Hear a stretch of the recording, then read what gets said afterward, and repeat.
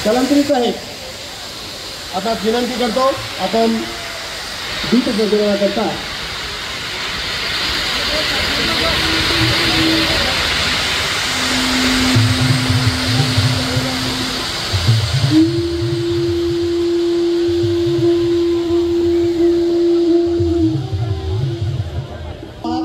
ज्यातून अखंड प्रेरणेचा स्रोत आपल्या सर्वांना मिळतो.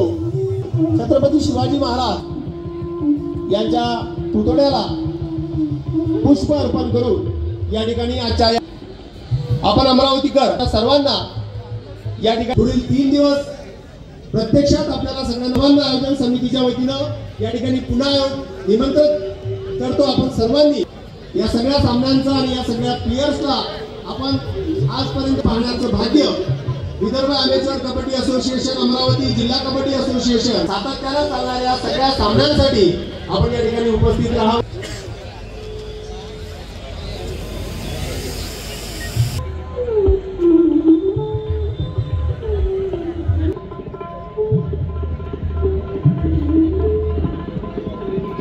डाव्या बाजूला